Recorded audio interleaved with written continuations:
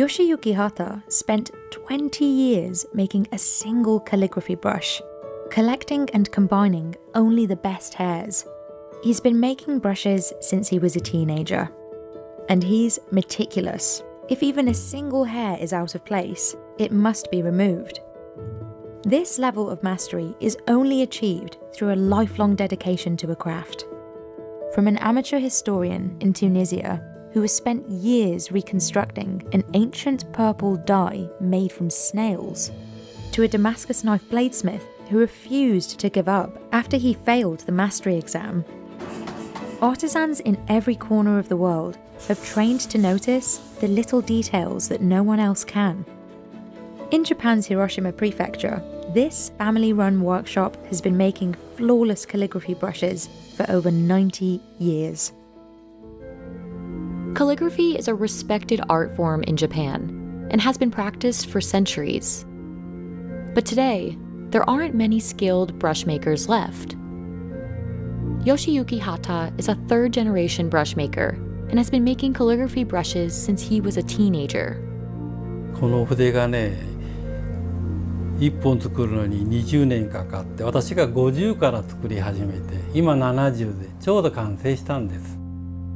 His family's workshop in Kawajiri focuses on what they call no-compromise craftsmanship. Each brush tip is handmade by a single artisan. But making these brushes isn't easy. この線が出したい線、それに合う筆を作ることですね。For a master calligrapher like Daizo Kaneko, small differences in a brush's hardness or ink retention can drastically affect the lines it can produce. 表現したいと思った時に、この微妙な5ミリの差とか長さの差とか、本当に少しの硬さ、柔らかさや、それから毛のバネの強さとか、いろんなことが筆っていうのは一本一本違うので。The dozens of steps involved in brush making start with selecting the hair. Different types of hair have a big impact on the price of a brush. Yoshiyuki's specialty is one of the priciest, goat hair. This hair was collected 50 years ago from the chest of Yangtze River Delta white goats. Hair from this specific breed of goat is classified as type 3 hair, based on its size, luster, and elasticity. It's a highly sought-after hair for brush making because it's soft yet durable and retains ink well. 初心者いうか、学童さんが使うのはやっぱり硬い筆、馬、タヌキ。だんだん柔らかいのは今の羊毛筆なんかは腕が19社じゃないと使えないんで。But today, this type of hair is hard to find in large quantities and can cost thousands of dollars per kilogram. Selecting high-quality hair is done entirely by eye, and it's one of the hardest skills for a new brush maker to learn. 原毛用で言ったら色、艶、耐久性、あと見てこれは10年20年持たないないうな毛はそこで一本一本こう寄る時に抜いていくんですよね。But this long process is just beginning. Once the hairs are chosen, they're boiled and combed to remove any fluff. This process separates straight, long hairs, which are ideal for brush making. One of the most time-consuming steps is aligning all of these hairs. This delicate work is key to making a uniform brush, but it's largely based on experience and instinct. とにかく自分の目と手でこうやって揃えた分が完成形なんよね、先揃えの。Throughout the process, brush makers patiently remove any imperfect or damaged hairs. そうですね、無駄毛あんだけ取ったらもう毛がなくなるんじゃないか言われるんですが、それもこれだけ出る印を頭に置いて設計をするからあれだけ取って取らないと描くのに割れたりとかいい線が出ないからね。もう、筆作りを始めたのがやはり工房が遊び場だったんで、ちっちゃい頃から。それはね、200パターンぐらいが頭の中にあるんですよね、設計図が。まあやっぱし目と手と勘ですよね。At this stage, Yoshiyuki's vision for a brush starts to take shape. After trimming, he wets the hair and combines different bundles to create a brush that is dense and durable. Then he dips the hair in Fuyonori, an adhesive liquid made from seaweed, to hold the hairs together. あと書道家の先生だから出丈が1ミリ2ミリ0何ミリ言われるから、それに工程でも手を抜いたらその筆は僕はダメじゃもし思いますね。魂が入っとらんから。The finished brush tip is almost unrecognizable from the raw hair. But the precise work isn't over yet. Once the hair dries, Yoshiyuki ties up the ends and burns each one with a hot iron, binding the hairs together. Any mistake here could ruin a month of work. Finally, it's time to assemble the brush. Like the brush tip, each handle is custom made. 軸はやはり軸屋さんいて、これは奈良の私たちみたいな親子でやってる職人さんが、太さが皆先生によって手の筆圧大きさが違う。This time-consuming process, along with the materials used, means these brushes can cost 100 times more than a mass-produced brush. The price varies based on the size and type of brush. A larger brush requires more hair, which naturally increases the price. Hata Bunshindo brushes often cost around $1,300, but some brushes can cost a lot more. 僕が作った筆の中で一番高いものは200万ぐらいのものになります。先代が作ったものですと300万ぐらいのものがあります。Despite the high price, these brushes are essential tools for calligraphers like Daizo. He followed in the footsteps of his father and grandfather and has been practicing calligraphy for 20 years. だから自分がイメージしているものに筆を合わせてくる場合と、筆で作品がイメージが膨らんでいくというか、これは優しい表現をしたいときは少し柔らかいそういうことを選びますし、きちっとしたものを描きたいときは少し短めのちょっと硬めの筆を選んだりということで、自分に合う筆っていうのを探していくのは非常に楽しいですし。Some brush makers mix natural and synthetic hair to make brushes more affordable. But Yoshiyuki remains committed to using only the highest quality materials. Kozo, Yoshiyuki's son, will be the workshop's fourth generation brush maker. やはり父も職人であまり言葉を通して伝えるっていうことはしないしできない人間なので、自分が見て学ぶ、それから作っていったものの結果がいいものになれば父はうなる、よし、それ悪ければもうただひたすら違う。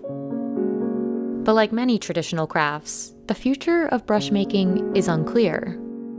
Demand for handmade brushes is in decline. Some brush makers have started selling makeup brushes to bring in new customers. But the main concern for Yoshiyuki and his family is the lack of raw materials. 5代目がこれから出てくるのか、それからその人がやるときにいい原料が果たしてあるのかっていうものが一番懸念してますね。筆業界全体が作る人が減ってきたり、書道業界の人口も減っているので、やはり下火にはなるんですが、それは常にずっとこれから僕が職人人生の中で課題にあると思います。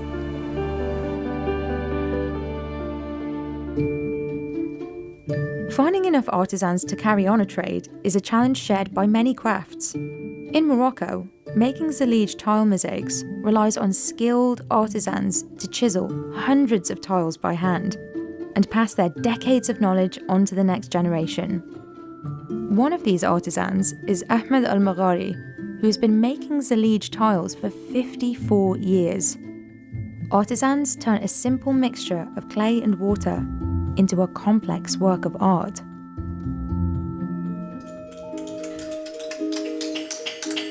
While perfection is often valued, it's the imperfect qualities of Zellige that make the tiles so unique. Artisans in Morocco have been hand-making Zellige tiles for centuries. Today, they continue this tradition in the city of Fez. يعني خدمه ما كتشبه الخدمه وهندسه ما كتشبه الهندسه حتى كيولي الانسان عنده مقتدر كيولي عنده واحد التجربه في الصنعه لان الصنعه ما يمكنلكش تقول انا راني معلم ما عمرك ما تقول انا معلم لان ديما كتتعلم ديما الجديد. But before artisans at Arabesque can create tiles, they first need to form the clay. Fez has remained a center for Zellige partly because of these rocks. They're considered some of the best materials in the region for making high-quality clay. الطين هذا ديال المغرب هذا الاصل ديالو مغربي وكاين غير في مدينه فاس. This clay is believed to be more durable than some clays found further south, and it can withstand very high temperatures once fired. First, an artisan tosses the rocks into a pit in the ground called a zuba. They fill the zuba with water and leave the rocks to soften for a day. Then, in one of many tedious stages to come, an artisan kneads the clay using their hands and feet to make it more malleable. After the clay has fermented for a day, a different artisan has the task of molding it into the proper shape.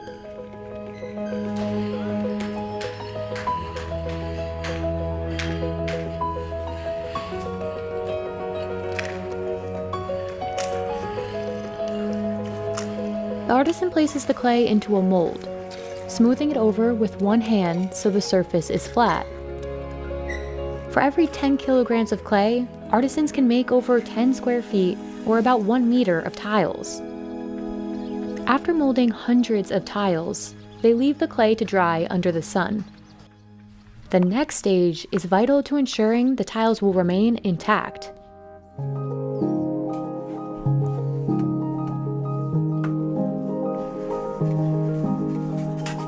نحطوا القلم فوق منها القياس كنجيب واحد الكوتشيه جنويه كيضربها باش كتزقاد كتعطينا سنتيم ونص سنتيم وشويه على حساب القياس اللي بغينا حنا.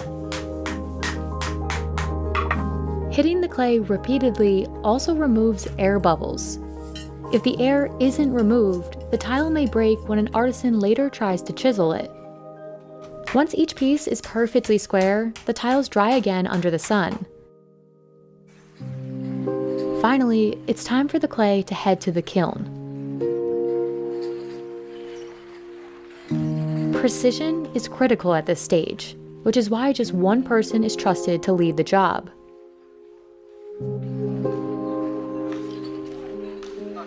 وكنهزوه كنجيبوه المرحله هي هذه كيبس ملي كنجيبوه كيبس المرحله كندخلوه للفرينه احنا كندخلوه للفرينه هي هذه كيدخل الفرينه كيكون الشحان عندنا شحان اختصاصي بهذا الشيء الا ما كانش هو ما يتشحنش هذه الفرينه الاختصاص تعلم هذه الحرفه هذه تعلمها من الطفوله ديالو.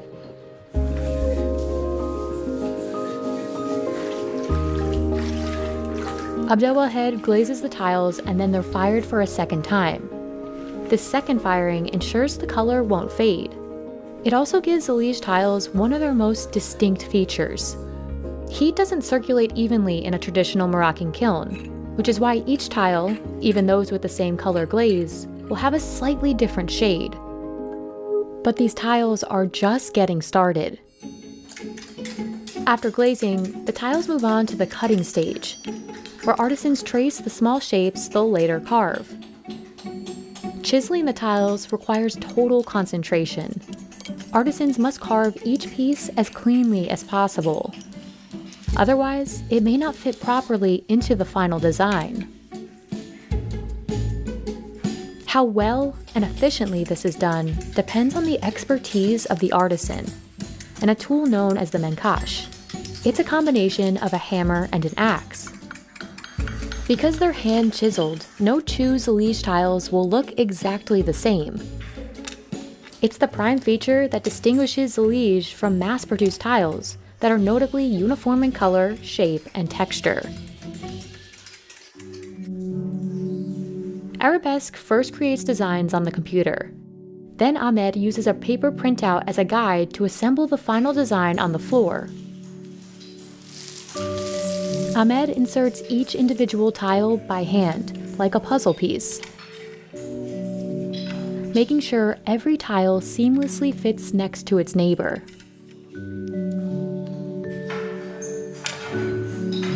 يعني كتشوف العين ديالك باليد ديالك الحواس ديالك كلها عقلك الحواس ديالك كلها كتخدم مع داك الحاجه اللي كتكون كتخدم فيها بعد سميتو 1000 قطعه عاد يمكن لا تعمر لك متر وبعد الخطره يمكن غير مثلا 100 قطعه غتعمر لك متر.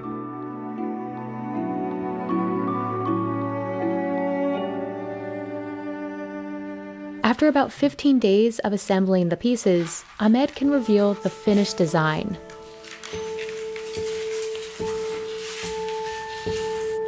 ها هو نفس طبق الاصل.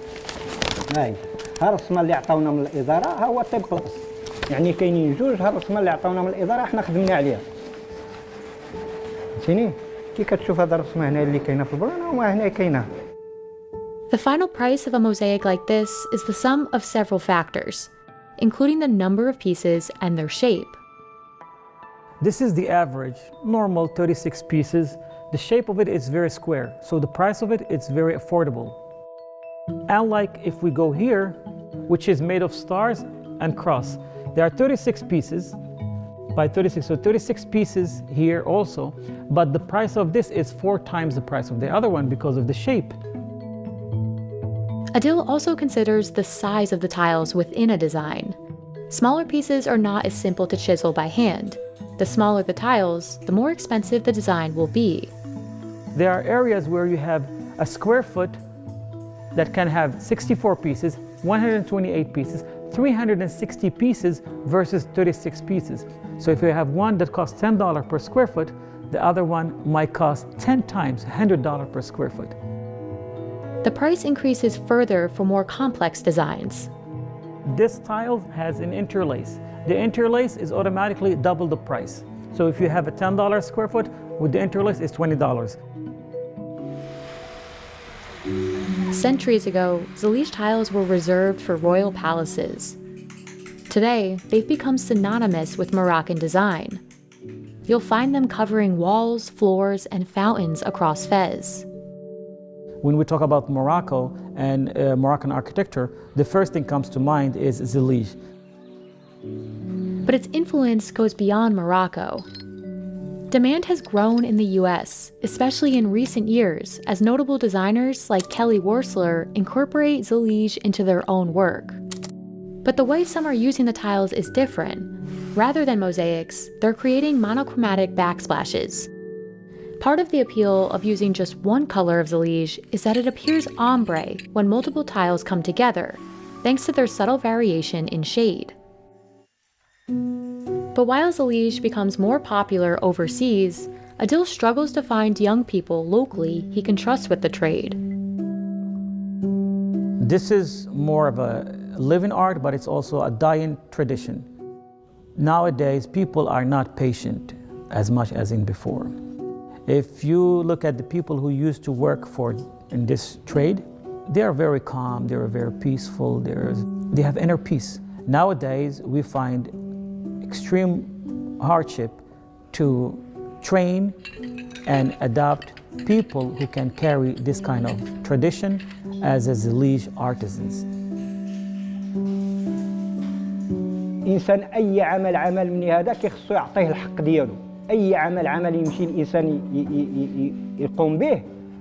يقوم به تيخصو يعني يعطيه الحق ديالو. الصنعة إنسان إلا بغى مثلا يملكها ولا شي حاجة راه تيخصو يعطيها حقها ويعطيها الوقت ديالها باش كيكسب واحد المهارات. ومع الطولان ديال الحياة ديالو هو محدو هو تيخدم هو تيتعلم. راه ماشي المعلم كيتسمى راه معلم ديما تيبقى تيتعلم. الحياة ديالو كلها ديما تيبقى يتعلم. The quality of Zalij depends on the hand that makes it. Preserving it means finding more artisans like Ahmed, willing to spend decades learning the craft behind this signature Moroccan design. Sometimes, artisans don't just preserve, they revive. It takes nearly 45 kilograms of these snails to produce a single gram of pure Tyrian purple extract. In the ancient world, Tyrian purple dye was so rare that only royalty could afford to wear clothes dyed with it. But production of the dye in the traditional way ended hundreds of years ago. In modern-day Tunisia, a craftsman has dedicated himself to painstakingly rekindling this lost art. This is Mohamed Ghassan Nouira. He's been making Tyrian purple dye in his home in Tunisia for 15 years. Today, Ghassan is one of a handful of producers in the world bringing this ancient dye back to life. Ghassan learned how to make this dye through an excruciating process of trial and error. Because there's no instruction manual, he reconstructed the techniques he uses from 1st century texts. Oh my God, I must say that I have gone through a lot of failures. The historical texts about the process of making Tyrian purple are very rare and are quite vague, so you have to start everything from scratch and learn everything on your own. To make the extract, Ghassan must navigate a complex process, and it's this extensive labour that accounts for much of the final price. The part of the murex snail that contains the pigment is called the hyperbranchial gland. The good thing is that the gland is located right under the shell, which helps a little bit in the extraction. It's the only part of the snail used to make Tyrian purple, and each gland contains only a few drops of pigment. But before he can extract the gland, Ghassan has to wash, scrub, and sort the snails by size. You don't really want all of this mud and sand to interfere with the dye when you crush the shell and expose the gland. So this is the first step, and it's a very important step. You really have to clean your snails very, very well. Ghassan can now extract the gland from the clean snails. If he hammers each shell too lightly, it'll take too long. But if he hits it too hard, he'll crush the gland.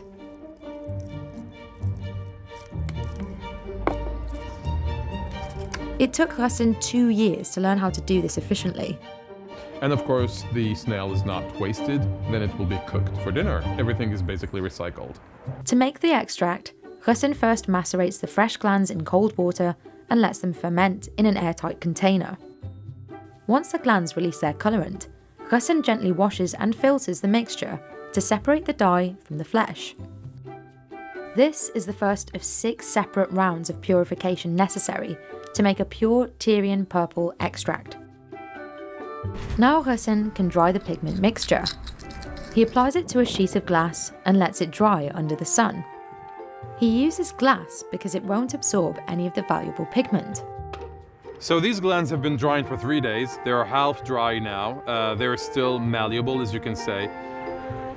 This is the pure colorant, or more or less pure. Once the pure colourant mixture is dried, he scrapes it off the glass with a razor, making sure to get every last bit. And the whole process, from the liquid colorant up until the dried pure powder, the whole mass will have lost at least 98% of its weight. The dry pigment is now purified 5 more times in a grinding and sieving process to remove any detritus. The nearly 100 pounds of murex snails are finally transformed into 1 gram of pure Tyrian purple extract. And acquiring enough snails is another challenge, an expensive one. Ghassan can spend hundreds of dollars sourcing the snails he needs for his dye. That's because finding these snails requires experienced fishers. One of the fishers Ghassan works with is Salim Ben Milad. He harvests murex snails from Solomon Beach. Like Ghassan, Salim and his team have perfected their technique over time. بالطبيعة لهنا صعيب تحديد المواقع برشا تحت الماء، راهو البحر كبير برشا كما تعرف البحر وكبر ويلزمك تعرف البقايع وتقمر يعني وتشد في مخك. وحتى في الأحجار يعني تحت الماء فما أحجار معين يحبوا. It can take Salim 4 hours to find the right snails, or he can dive for a whole day to no avail. بالطبيعة أهم حاجة احنا يعني في خدمتنا إنه يبدأ المناخ باهي يعني وطقس مزيان احنا نقولوا وراكح ويبدأ الرؤية في الماء يعني تحت الماء باهية يعني واضحة. The bloodmouth snail is particularly difficult to catch and requires Salim to dive 15 meters deep, which makes it more expensive. And if the weather is consistently bad, the price goes up even more. Sometimes, conditions force Salim and his team to go a whole month without fishing. But it's out of their control. اللي يستعملوا اللي يطلبوا غسان للبوغرنو هذا اللي خرجنا منه كما اللي شفنا منه طاول. It's dangerous for the snails too, which are highly sensitive to climate change. Since the early 1970s, the population of murex snails has steeply declined due to temperature changes in the water and overharvesting. We have to be very cautious not to be engaged in overharvesting, to make sure that the small specimens are put back into the sea to preserve the species. So this is why it takes a lot of time. And careful management of the snail population is vital, as Ghassan and his divers attempt to revive Tunisia's thousands-year-old dye-making tradition. Ghassan doesn't use all the fresh snails to make extract. He reserves some to dye fabric directly. This time, he mixes the snail glands with water and a reducing agent and lets them ferment. The mixture goes from a colourless liquid to green before it turns purple. Finding the right pH balance in this step is crucial. If it's too acidic, the wool may burn, and if it's too basic, it may cause the wool to felt. So now we're just monitoring the pH. It's about 8, which is perfect. This is also the moment when the soluble dye is the most light sensitive. Ghassan must cover the dye vat immediately to avoid too much exposure to light. Too much light can turn the dye from purple to blue, destroying a week's worth of work. When the material has soaked for the appropriate amount of time, Ghassan lifts the vat lid, exposing the mixture to light and air. This allows the mixture to oxidize. And this is how the color will gradually start to develop. But one round of vat dyeing won't always do the trick. Like with this silk scarf. It took me like 8 months to produce, and it required like 800 pounds of fresh snails. And this is still not completed. And it's not always guaranteed that the color will come out the same shade. Historically speaking, there isn't a single hue or shade of Tyrian purple. It's a range of shades that ranges from the color of clotted blood to the color of red purple. This range is the result of mixing 3 different subspecies of murex snails. Hexaplex trunculus, which produces a violet blue colour, Bolinus brandaris, which secretes the colour of clotted blood, and the bloodmouth, or Stramonitor hemastoma, which releases a rich red purple colour. Tyrian purple dye dates back to the Bronze Age and is named after the Phoenician city of Tyre. Some historians believe it was produced as early as the 21st century BC. Ancient civilizations from Phoenicia to the Carthaginian and Roman empires prospered by producing and trading this dye. One of the production sites was Menings on the island of Jerba, which is now an archaeological site. لأنها مادة ثمينة جدا، وبما أنها مادة ثمينة فقد قرر الأباطرة الرومان في بداية الإمبراطورية أن لا يقع استعماله إلا من طرف الوجهاء حتى يقع التفريق بين الأشخاص. A text from the 4th century states that a single pound of Tyrian purple dye costs 3 pounds of gold. But production of this dye came to a screeching halt in the 15th century after the fall of the Byzantine Empire.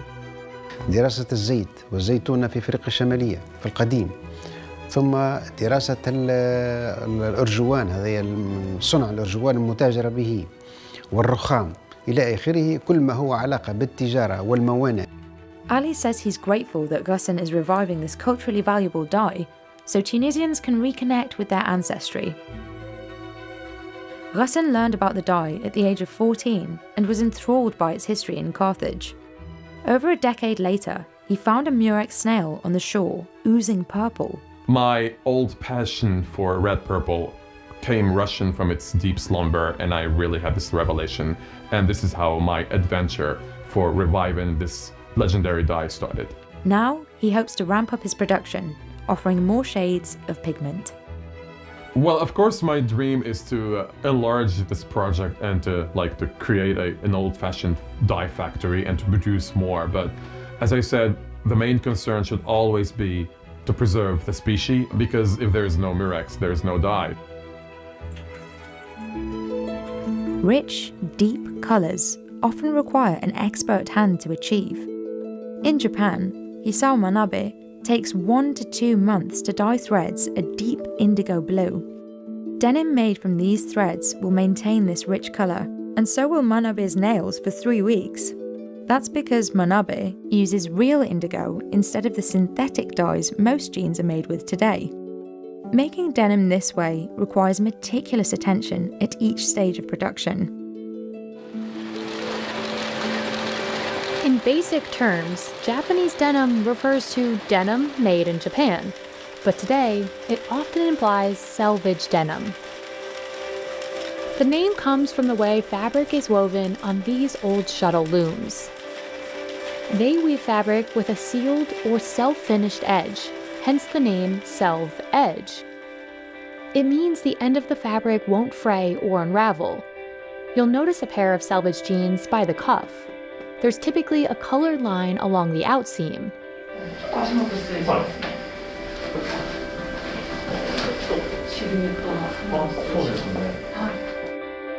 This type of denim is made here in Kojima, Japan. 本当に10代からジーンズはこの町のジーンズを履いてたと。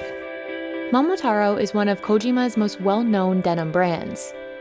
But before Momotaro makes denim, it must first dye the threads. The company's most expensive jeans are hand-dyed with natural indigo. Natural indigo comes from the leaves of the Indigofera plant. Dyeing fabric with natural indigo has been a valued art form in Japan for centuries. 単純作業の繰り返しよね。根気がいるのと原料が高い。これはやはりもっと工夫していかなきゃやっぱり量産できないと思う。Manabe dyes 60 rolls of cotton over several days. He wrings each roll out and hangs it up to dry before dyeing another. 5回でこのぐらい。これは乾くと半分ぐらいの色になっちゃう。 Manabe must dye each roll a total of about 30 times. Otherwise, the color won't be a dark enough blue. Dyeing jeans this way doesn't only take longer, it also costs more. A kilogram of some synthetic indigo can cost between $4 and $5. Depending on the quality, natural indigo might cost 10 times that. 非常に高い。大体我々がその調達するのは1票15万ぐらいするんだね。That one bale is only enough to dye about 15 pairs of jeans. Although using natural dye raises the cost of production, it has unique effects on jeans that can't be produced by synthetic dyes. 植物には青の染料だけじゃなくて余分な染料もあるんで、少し黄みがかった染料が含まれている。そういったものがやはり微妙に青の色を変化させる。そこにはインディゴでは出せない色が。Today, cheaper synthetic dyes have mostly replaced natural ones, so jeans still made with natural dyes are often considered a premium product. Which is partly why Momotaro's Kinton or gold-labeled jeans are worth over $2,000. The increased price of this pair is a nod to the extra effort, skill, and money needed to dye the threads by hand and get the color just right. Not all Japanese denim or Momotaro jeans are made with natural indigo. But even so, the price remains high, around $200 to $300 for a pair like this. And that goes back to the way Japanese denim is woven.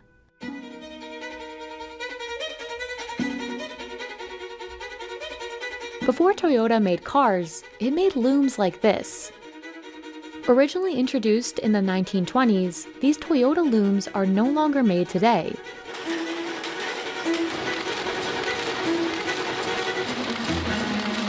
And although they look and sound like they're working fast, weaving fabric this way takes 5 times longer than weaving on modern projectile looms. もともと世界で、アメリカで、作られたジーンズもその当時はその機械しかなかった。もう今1世紀経ってもヴィンテージのそのジーンズがやはり、1900年あるいは1920年、ね、あたりのジーンズがいい。でやはり何百万も出して古着を買い集めるわけです。Despite the looms being automated, an experienced Momotaro technician has to keep a close eye on them as they run. He checks to see each loom is working smoothly and that all the threads are aligned correctly. Even so, it's possible something will go wrong. 直しながら使ってますね。部品は新しく作られていませんので、その部品一つ一つを、古い機械から、外して、使ったり。On top of weaving slowly, the looms produce fabric less than a yard wide. That's about half the width of non-selvage denim, so producers need more fabric to make a pair of selvage jeans. This is yet another factor that increases the cost of production and ultimately the final price of the jeans. Shuttle looms are also less precise than projectile looms, but variations in the fabric make each yard unique. And ironically, that's what gives these jeans one of their biggest appeals. While most other jeans have a smooth surface, Japanese denim is a little bit rougher. この凹凸がやはりデニムで一番大切な経年変化の縦落ち、当たり、そういったものに現れている。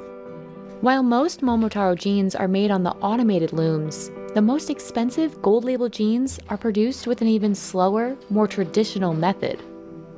By hand with an antique loom. It takes 1 hour for Kazuki Ikeda to weave just 10 centimeters of fabric. While this process raises the price, the extra effort gives the jeans a distinctly different feel. 一番の違いというのはやはりこの肌触り。通常の汎用のものでしたら、ちょっと硬さであったりゴワゴワした感じがするんですけれども、手織りの場合は最初から、柔らかい、質感で履いていただくことができます。And for denim enthusiasts, traveling from Thailand to Tokyo is worth the trip to buy Momotaro's most expensive pair. Usually when you brought a new pair of jeans, you feel it's a little bit hard. And you feel like it's a little bit hard to move at first, right? But this one, even from the start, it feels so comfortable, like you have worn it for some times. After the fabric is woven by hand or shuttle loom, it heads to the sewing room. According to Heddles, on average, most other types of denim weigh between 11 and 14 ounces, while most denim from Japan weighs 20 ounces. A heavier fabric makes Naomi Takebayashi's job more challenging. で一番太いのはタコ糸状態の0番はもう本当に太くてとても縫いづらいです。年数で言えば本当に何年縫っても私らも何年縫っても難しいところもありますしね。難しいというか縫うのはもう全然だけどあれでよかったかなとかいうことはありますね。Another cornerstone of Japanese denim is the artisanal nature of the way the jeans are finally formed. At Momotaro, all the stitching is done by hand.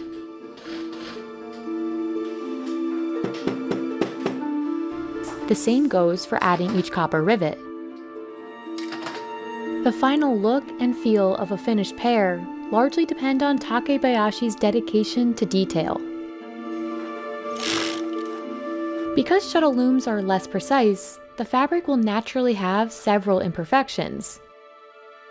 But if Momotaro's retail stores find anything wrong with a pair of jeans, they mark it with a small sticker and send it here to the quality control room. Takebayashi sifts through the flagged jeans using a tweezer to repair each marked spot. Momotaro is one of around 40 denim makers in Kojima, considered the birthplace of denim in Japan. While Japanese denim from this city has found a luxury category to call its own, the denim industry hasn't been prominent in Kojima for very long. 世の中日本中がですねやっぱり、アメリカに憧れて、東京オリンピック1964年ですかね、それを契機にですねガラッとやはり、自由とアメリカというのにすごい憧れが強くなり、音楽も映画もそうですけどもファッションも、その中でも学生運動でいろんなものが、もう自由奔放にいろんな形が、行われてきた。でその中でやはり1965年、が初めてこの小島というところでジーンズの生産が始まったと。In the decades since, Japanese denim has reached far outside Japan. Today, it's considered one of the finest types of denim in the world. Whether it's colours or patterns, artisans express their skill through the visual details of a craft. Damascus knives are prized for their striking swirl patterns. In order to achieve one of the most famous designs, master bladesmith Zach Jonas must twist a red-hot fusion of steels. But these unique swirls are more than just decorative. Successfully welding dozens or even thousands of steel layers creates some of the strongest and sharpest knives money can buy. What people tend to notice right away when looking at Damascus is that visual pattern, and it ranges from very, very bold and big layers to very, very fine and shimmery layers. And you're gonna see that pattern jump out at you, and you're gonna see the way the light plays off of it, and it's gonna shimmer and look almost holographic at times. The bladesmithing community refers to this effect as chatoyance, or the shine of a cat's eye. Aside from the striking pattern, quality Damascus knives are known to be hard but flexible, and able to maintain a sharp edge. To make Damascus steel, Zach starts by layering 2 different kinds of high carbon steel. Managing the layers means more work for the smith. And while high-end mono steel knives may perform similarly, Damascus knives are coveted for their striking appearance and the craftsmanship required to achieve it. After tacking the layers together, Zach puts the stack in the forge and heats it to about 2,300 degrees Fahrenheit. He needs an experienced eye to judge when the steel is ready, because it's at risk of breaking off the handle while the layers are not yet forge welded together. Zach needs to consider the kind of pattern he wants to make before he can begin forging. A bold pattern means fewer layers, and a more intricate pattern can require several thousand. And working with so many layers to achieve his intended design means lots of things can go wrong. Out of thousands of hammer strikes, a single blow in the wrong place can ruin the pattern. Even when the pattern is done to perfection, Zach has to forge the steel into a knife without distorting the design. And if he forges the steel when it's too cold, it can crack, and he has to start over, which for Damascus steel can mean losing weeks' worth of work. Once he forge welds the steel into a long bar, Zach can begin folding over the layers. The layer count has the most effect on the price. The more layers, the more folding and work for Zach, which means a higher price point. The pattern on this particular knife, called Texas Wind, has only 45 layers, which is why Zach sells it for just under $1,000. But his more expensive knives can have 5,000 layers, and that can take a month to complete, giving it a higher price tag. So you can see I'm twisting the steel with this wrench. It's got to be real hot. If it gets too cool, the layers will want to shear and come apart, and then the piece is trash. I'm keeping track of the rate that I'm twisting at and counting as I go. This technique is specific to twist Damascus, and it creates star-like patterns on the steel. Too much twisting and the steel will want to shear, but the tighter the twist, the more dramatic the pattern. And that'll do it. When Zach is making a standard Damascus wave pattern, he continues to work on elongating and thinning the bar using a power hammer. Zach's larger power hammer cost him $20,000. But that's just a drop in the bucket. He spent at least $100,000 on specialised machinery. But this large investment allows Zach to produce high-quality Damascus knives. Once Zach forges the tip of the blade, he cross-checks it with his template to ensure the knife looks exactly as it should. Now it needs to undergo a metallurgical change, which is called heat treatment, and this part is hardening. And without doing this, the thing might be shaped like a knife, but it won't behave like a knife. It won't take an edge, it won't hold an edge. So the heat treatment is really a critical process, and it determines the metallurgy and therefore the performance of the finished knife. But it's the quenching that makes or breaks the knife. Sometimes a blade will fail in the quench by cracking or warping irretrievably. Looks like the blade came through the hardening process really well. It's straight, it doesn't have much warping. Little warps can be corrected, and I can see that the scale has blown away from the surface of the steel here, which tells me that the steel has contracted and become hard, and that's what I was looking for. So now this is ready for finish grinding and then a handle. The grinding operation is one of the areas where the skill is kind of most important and most obvious, and this is one of the things that really drives the cost. A single slip can ruin the piece in an instant. The handle is also an important factor when pricing the final product. Some materials, like local maple, are more affordable for Zach, but this Arizona ironwood costs him 10 times as much. It's also a harder wood than maple and requires more work to shape. Zach designs the handles so they serve the purpose of the knife. He makes kitchen knife handles slim, but large enough for the chef to have a firm grip. A hunting knife, on the other hand, requires different properties. It might be used with cold or wet hands, which can cause them to slip. The final step in creating a Damascus knife is the etching, which makes the pattern bolder to the eye. Once dipped in the etchant mixture, one of the alloys oxidizes and turns darker, while the other alloy resists, maintaining its color. Now, the Damascus pattern is revealed. But Zach isn't done yet. He needs to assess the quality of his creation. Let's test the edge. And I use paper for this. This is a simple test. It should glide through with no problem. This knife is razor sharp with no dullness that needs adjusting. It's ready to sell to chefs like Diego Moya. Diego has been a chef for 27 years and focuses on vegetable cookery. I've had some sharp knives, but this one kind of out of the gate just feels like it glides through without any resistance at all. It's pretty amazing. It just does exactly what your arm wants it to do. You don't have to fight it. He's using a 10-inch chef's knife made by Zach, which costs $1,200. I think the experience is one of effortlessness. I think you just forget that you're using a knife. And I think that when you forget you're using a knife and you use your arm to produce the cutting motion, that's pure bliss. For this kind of experience, you have to pay the price. Zach's buyers typically know the work that's gone into the knife they purchase and the skill level required to make a quality Damascus knife. Zach is one of the fewer than 200 master bladesmiths designated by the American Bladesmith Society.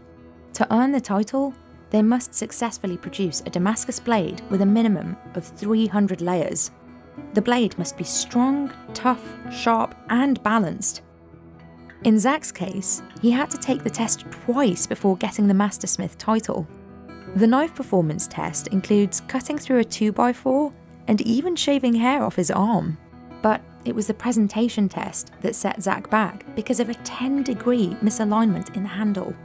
Since becoming a mastersmith, Zach has continued to evolve his skills in Damascus making. One of his current projects might sell for over $100,000 if it's officially commissioned. So this is a project that I've been working on designing for quite a while. This is a very elaborate Middle Eastern sword, a type of scimitar.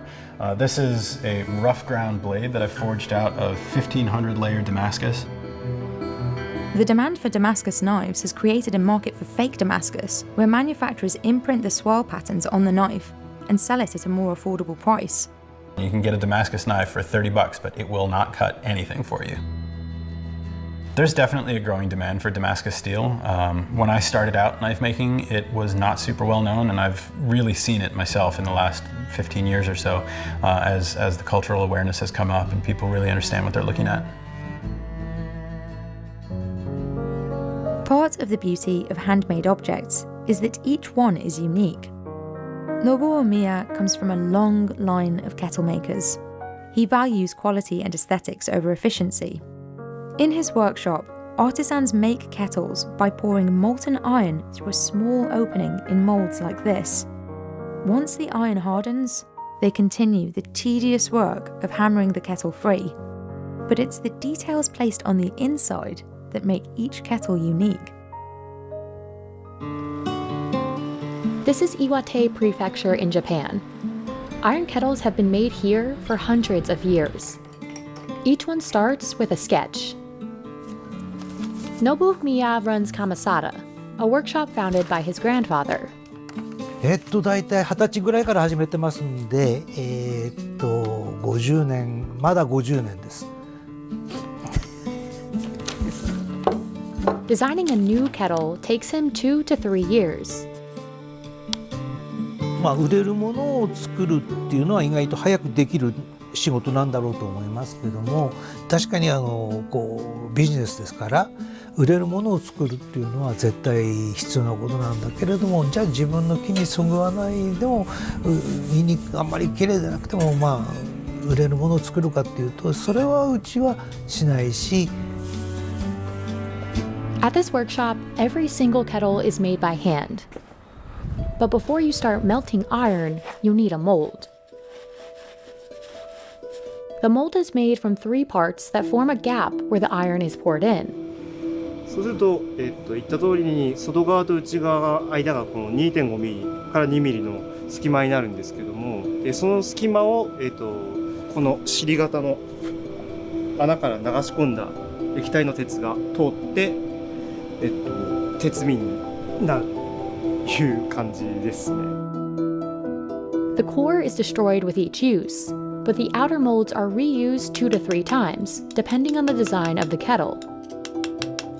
それ以上になると明らかに質が目立って悪くなりますので、だから一型から一つしか取れないっていった場合ですと、単純に普通の品物の3倍はするわけですね。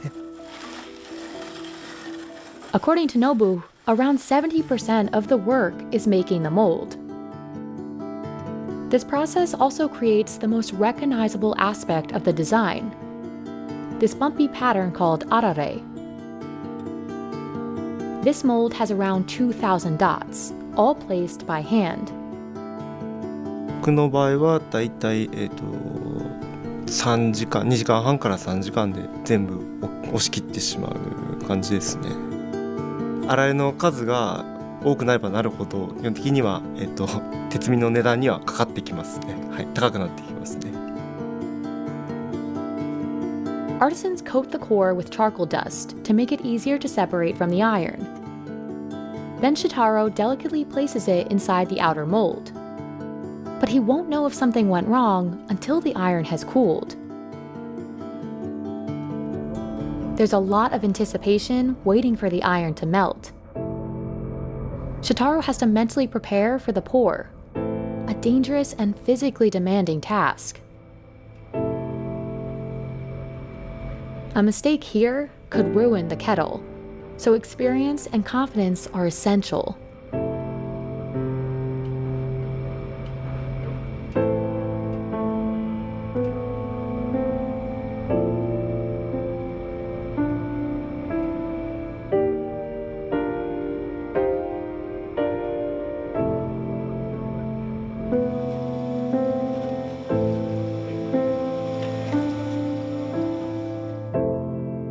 Once the iron cools, Shitaro finally sees the result of his hard work.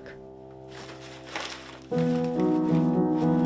こが一番ホッとするか、失敗したってなるかっていうのが分かる瞬間でもありますね。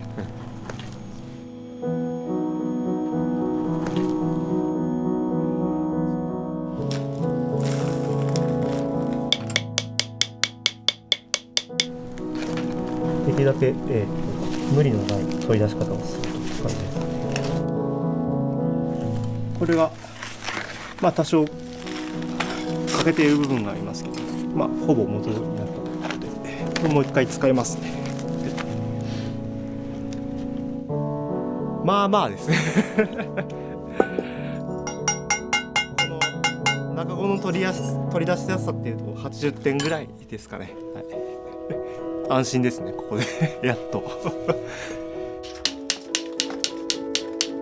Traditional iron kettles like this one don't have any enamel coating inside. Instead, artisans heat the kettle to 900 degrees Celsius on a bed of charcoal. This creates an oxidized layer, which helps prevent rust. Without an enamel coating, the iron subtly changes the taste of boiled water. But this kettle isn't done yet. The final stage is one of the most skill-intensive steps. Nobu heats up the kettle and brushes on lacquer, coating and coloring the outside. 仕上げ着色っていうのは意外とかなりベテランにならないと綺麗な仕上げができないっていうのは温度管理なんですよね、これ難しいのは。そういう意味では、まあ、一番最終工程にふさわしく、あとは自分が思い描いてたものがこの着色一つで全然違うものになったりすることもあるんで、まあ、分業の方が効率的であることは分かってるんですけども、どうしても責任の所在が曖昧になったり、作る側が面白くなく作るんですね。で、物っていうのは面白く作らないといいものはできないっていうのは僕の考え方なんで。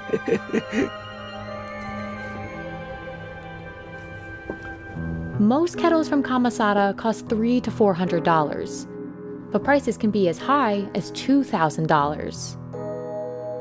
Despite the high price, customers appreciate the slow-paced nature of these kettles.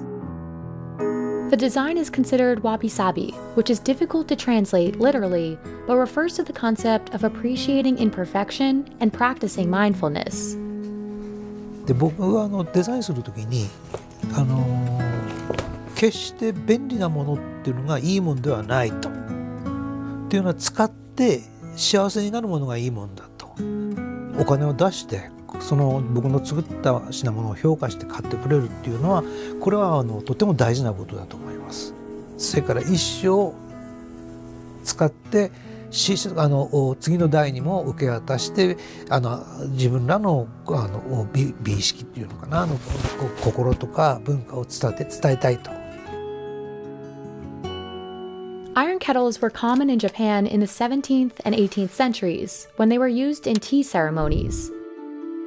But they struggled to compete with convenient, mass-produced options after World War II. In recent years, interest in their aesthetic qualities has reignited demand. But that demand has brought on many knockoffs that can be bought for a fraction of the price. These kettles imitate the arare pattern, but usually aren't made in Japan. They also have an enameled interior instead of the bare iron used in the traditional version. But the original, uncoated interior is actually one of the main selling points. Customers say they like the taste of water boiled in these kettles, and some also value the small amount of iron content it adds to their water.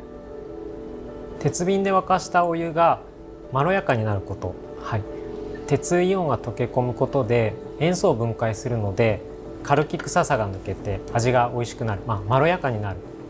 1世代前2世代前、おじいちゃんおばあちゃんの家にあったっていう方の方が多いのが現状です。で、今こうやってカフェで見に来ていただいた方は、見たことはあるけど使ったことがなかったっていう人の方が多いです。Despite an increase in popularity, Nobuho says that demand for this type of kettle isn't enough to sustain the business on its own. 私は昔からここは鉄瓶とか茶の絵ガムを使って家業なんですけども、やっぱりそのライフスタイルに合った形でデザインして、提案しているというのがもちろん古い伝統的なテクニックを使った鉄瓶であるとかそれから茶の湯釜であるとかそういうものは作り続けて、その技術を伝承しようと思ってそういう仕事もやっております。 Shotaro, Nobuo's son, has trained in making iron kettles and plans on taking over the business to continue this centuries-old craft. この工場の土間に敷いてある砂っていうのは鋳型を作る材料そのものの砂がもう敷かれてます。で鋳型ができて金属を流し込んだ後型を壊すときにこの土間にまた戻してしまいます。ここの土間は、うちの祖父が創業した100何年前からの砂も混じってるかもしれません。 Crafts like metalworking have been passed down from generation to generation. In Korea, 96-year-old master smith Lee Bong-ju is sharing his knowledge of Bangja Yugi. And that experience is essential because artisans work with fires over 1300 degrees Celsius. Too hot and the bronze will melt. Too cold and it will shatter. Bangja Yugi refers to Korean hand-forged bronzeware. It can take many forms, from pots to gongs. While Bangja Yugi production has largely been modernized, Lee Bong-ju is one of few Yugi masters who continue to produce certain pieces using traditional methods. Bong-ju, who is 96, has been making traditional Korean bronzeware for over 70 years. 저는 제가 선택해서 한 거 아니고 저거 그냥 지나는 팔자가. In 1983, the South Korean government declared him a living national treasure. A single spoon, fully handcrafted by Bong-ju's team, costs $70. A set of 7 bowls costs over $1,800. Bong-ju starts off by measuring the ingredients. The perfect bronze alloy for Bangja Yugi is in the details.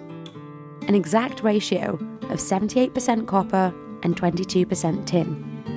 The metals are heated to over 1300 degrees Celsius in order to melt and boil.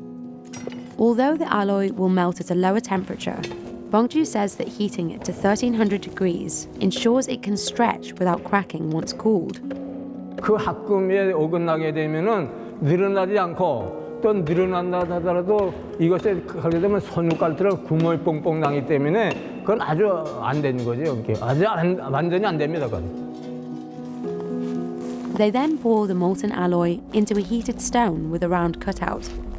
Once the alloy cools, it becomes a bronze plate with a rounded bottom, referred to as a baduk. Bong-ju's team heats the cooled baduks again, so they can hammer them without risking breakage. One person cannot hammer the bronze alone, as they won't be able to move fast enough before the metal cools. Working quickly in a circle, artisans strike the red-hot baduk, stretching it until it's the desired size. Each careful blow of the hammer plays an essential role in shaping valuable yugi. This also means one misplaced hit could cause irreparable damage. 해닷을 이제 너무 한 놈이 잘못하게 해주고 깨져서 불락 나잖아요. And it's not just the hammering that can ruin the baduk. Every step of the traditional process is manual, down to fanning the fire. Fanners push and pull the bellows, creating wind to keep the fire going. They depend on experience to determine how hot the fire is. And if they allow it to get too hot, the bronze melts.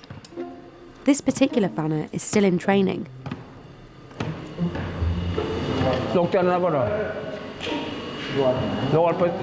녹았네.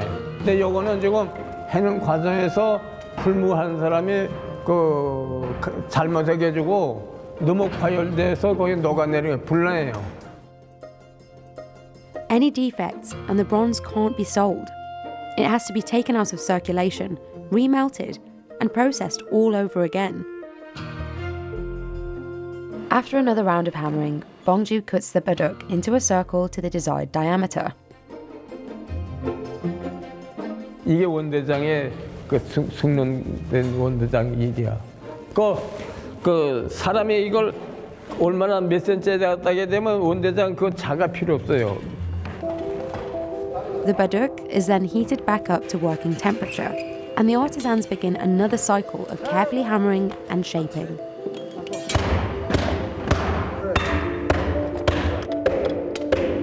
Artisans stack the baduks on top of each other to shape multiple pieces simultaneously. This is efficient, but it's also safer than working them one at a time. Stacked bronze plates don't cool as quickly, so they're less likely to break. And broken metal doesn't just ruin the product, it can also be dangerous.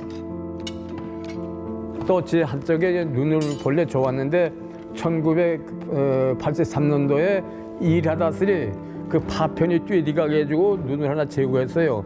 이게 가장 큰 사고고 그 외에는 뭐 그냥 서로 그 원칙적 것만 지키게 되면은 위험한 건 별로 없고. Still, only a month later, Bongju went back to work. Once the pot takes form, Bongju can separate the layers, revealing multiple roughly shaped pots. His team then refines their shapes individually.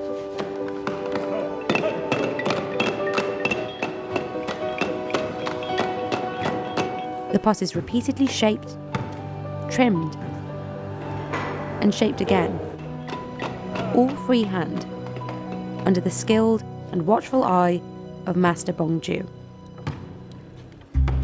Bronzeworking arrived in Korea around 1300 BC. The art form peaked starting in the 9th century AD when it began to be exported to neighbouring countries like China and Japan. The demand for bangjayugi fluctuated over time, but in the 1980s, producers saw interest in the bronzeware pick up. 우리 그 선조들이 밥그릇은 항상 밥 먹을 때 항상 녹그릇으로 밥을 먹고 숟가락, 젓가락 80년대 후반부터는 다시 이제 그걸 찾기 시작하더라고요. 그래서 1990년대, 2000년대 들어서부터 굉장히 붐이 많이 일어나는데. That's Bongju's son. He's been making bangjayugi for 40 years. He says bangja is still popular in Korea. Part of its appeal is its antibacterial and antiseptic properties, particularly against bacteria like E. coli. But this demand created the necessity to modernize, to supply more bangjayugi while cutting down production costs.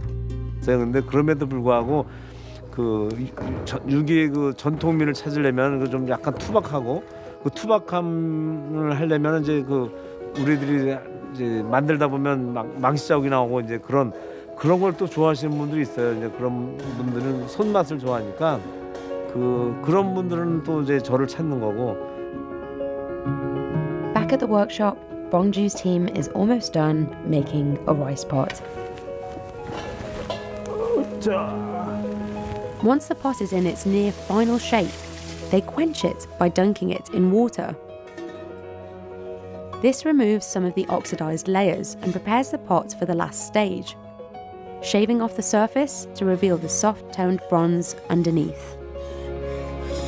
아까 보셨던 사람이 발로 돌려주면서 깐 걸 가지려고 우리 영어로 가지려고 합니다. 껍데기 벗겨버린 거. 아마 지금도 아마 5년 내지 10년, 20년 되지 않고 가질 때는 변화를 못 올라가요. Due to the high demand for quality bangja and the need to sustain his business, Bongju too has mechanized some of the process. Even then, it requires highly skilled labor, as many stages are still performed by hand. But for Bongju, it's not about how much bangjayugi he can make, or how much he can sell it for. 기초적인 것, 전통적인 기법을 보존하려면 안 되는 그 가치를 우리가 다시 또 느끼게 됩니다. 가업으로 대대손손이 이걸 해나갈 방침을 세우고 있습니다. 또 원대장이 대략 꿈도 못 꾸고 살았었는데 보통 사간 팔자라고 그러잖아요. 어떻게 내 인생이 살아온 게 방자 유기만 할 수 있게끔 그게 살아왔는데 중간에 Sometimes, the craft finds the artisan, like with Peter Bellaby and his one-of-a-kind globes. What started as a desire to build a unique birthday present for his father grew into an obsession turned business with a years-long waitlist. Making a custom globe is no walk in the park.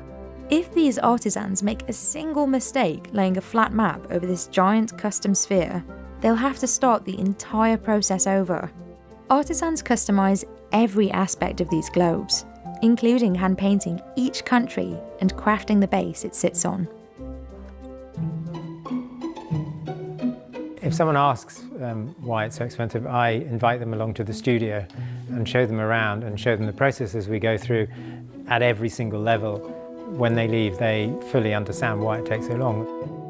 Peter Bellaby founded London's Bellaby & Co. Globe Makers in 2008, and today it's one of the only studios in the world making globes by hand. The smallest globe it sells, the 12cm diameter pocket globe, can set you back almost $2,000.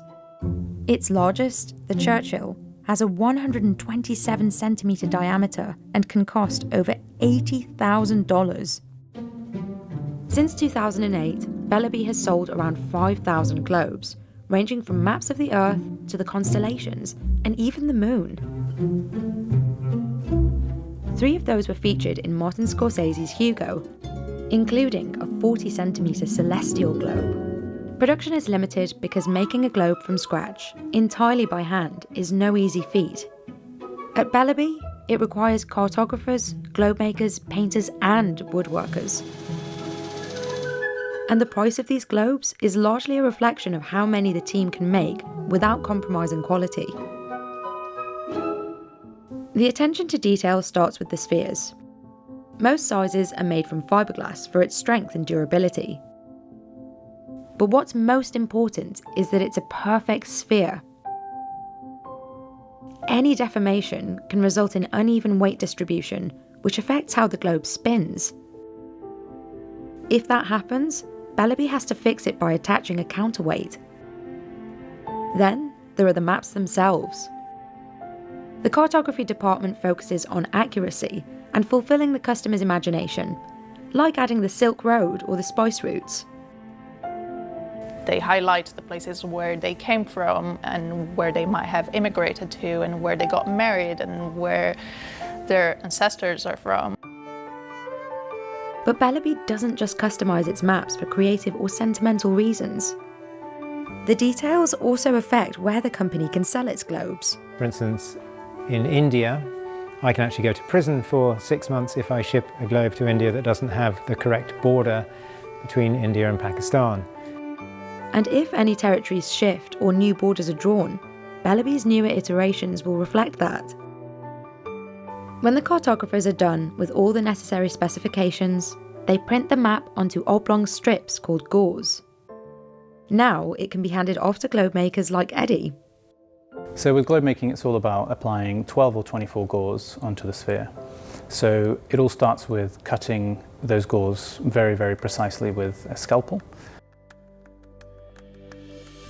Makers have to cut the gauze to within 0.1 of a millimetre, so there are no gaps or overlaps when they're applied. You could very easily cover an entire country based on the amount that you've extra overlapped because you've cut a little bit too much excess. Eddie traces the latitude and longitude lines onto the sphere as guides.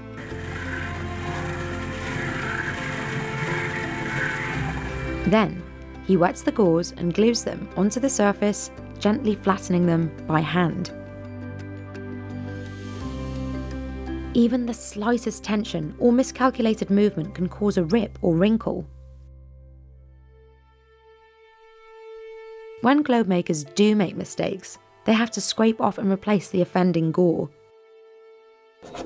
If they're lucky, they'll only need to remove one, but sometimes the team has to redo the entire globe, including the cartography. A lot of the times it does result in the globe being restarted, and that can even be at the final stage just before it's being packaged. While that doesn't happen often, when it does, everybody's upset, but it's just the only way that we can maintain a really high quality standard. Correctly setting a single gore onto the massive Churchill globe can take an hour. Aside from size, factors like the temperature in the room or the consistency of the glue affect application time. The globe maker has to account for all of this, including their own breathing. I found that cold showers actually help a lot with controlling breath. and that's really improved my making actually. It takes up to 18 months for trainees to learn the most basic aspects of globe making, and much longer to master it. Eddie has been on the job for 6 years. When the gauze are finally set, the globe is ready for the painters, like Isis. She can bring the Earth, the Moon, or the constellations to life. She shades in the coastlines, mountain ranges, political borders, and any illustrations or customizations.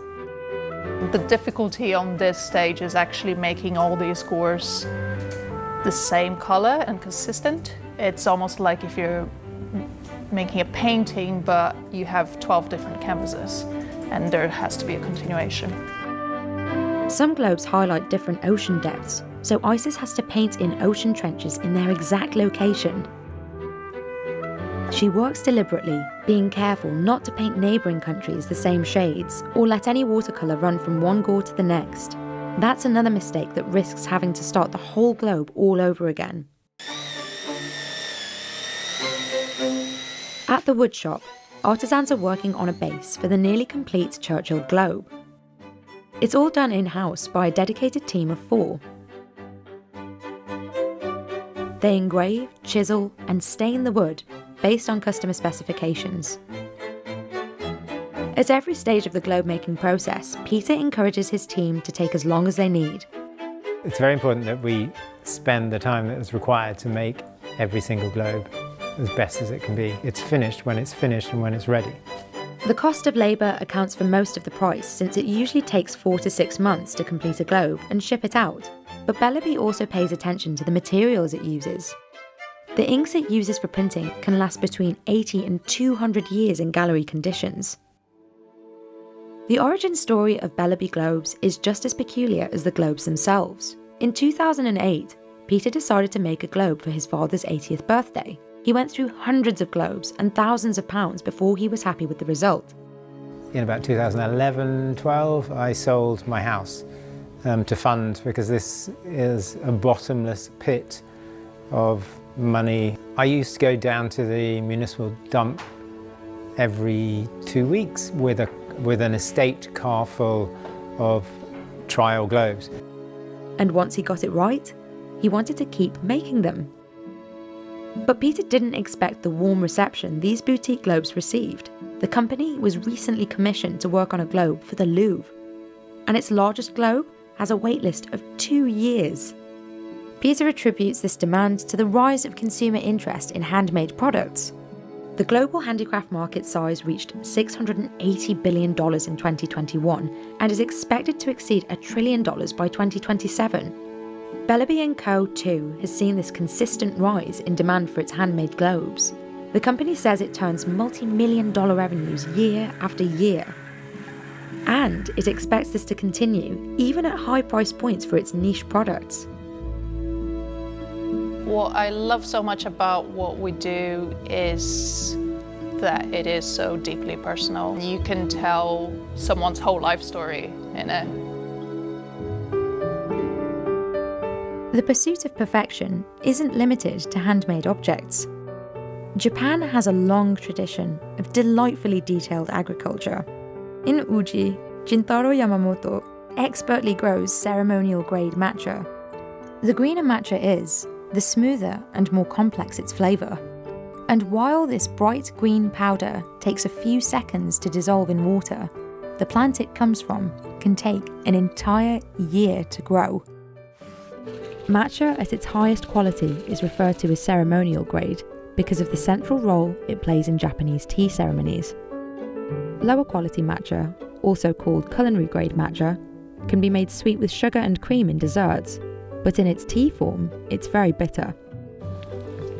お抹茶っていうフレーバーというか、フレーバーとして広がっている部分がすごくあると思うんですけど、実際飲んだことない方の方が大半かなとは。Jintaro is a 6th generation matcha producer. He runs a 180-year-old tea farm, one of the oldest in Uji, Japan, a city with a centuries-old tea history. 本当にこの2週間で1年間のお茶の味が決まるので、この2週間に全てをかけてやっていますね。In spring, they sprout young, tender leaves, and that's the sign that matcha season has begun. 新芽の匂いですね。この匂いを嗅ぐと本当にこの季節が来たなと思います。本当に楽しみでもありますし、本当にチャレンジ挑戦でもありますし、まあ本当になんていうかいろんな気持ちが渦巻く2週間ですね。体力的にはすごくしんどいですけど、精神的にはすごく楽しくできているかなと思ってますね。To make matcha, he only needs the very first leaves of the plant. It's there that there's a higher concentration of nutrients, and they will make the best quality tea. その旨味が強くて苦味が少ないものを目指して作りたいなと思っていたりするので、それをやっぱり実現するのは、本当にもう触れば折れるほど柔らかいので、力は積むのにはいらない。古い葉っぱは逆に引っ張っても取れなかったりする。At peak harvest, collecting leaves can take hours, but the reason why the plants are in the shade is not to protect those plucking them from the sun, but to protect the plants themselves. Extensive exposure to sunlight develops bitterness in the leaves. Blocking the sunlight preserves their flavour and gives them a bright green colour. Before harvest in the spring, the plants spend 30 to 40 days in the shade. Jintaro uses rice straw panels to shade his plants, a method that's become extremely rare among tea farmers. Most farmers now use plastic nets. They're more convenient and can be reused. ジメチルスルフィドっていうのりっぽい香りっていうのが、いわゆる覆い香と言われるその覆いをしたお茶から香る香りがあるんですけども、Jintaro's plants spend double the time in the shade of what is recommended to make matcha, which is 20 days. While plants that make lower grades of matcha are harvested 2 or 3 times a year, ceremonial grade matcha is made from plants that have been plucked only once. After an entire day of picking, Jintaro's work is just getting started. 摘み終わってからも茶の芽はずっと息をし続けているような状態なので、できるだけフレッシュな状態で、蒸して乾燥させるために、そうですね、早い、その日中には絶対やりたいなというところです。昨日作業終わったのは、そうですね、本当に11時半から12時ぐらいで、キロに着いたのは、1時前でしたね。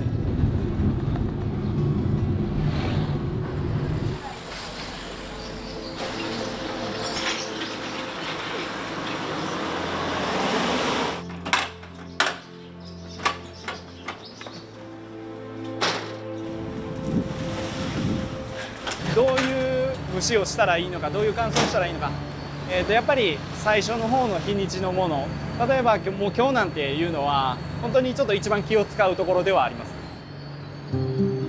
The first step of processing of the leaves is steaming.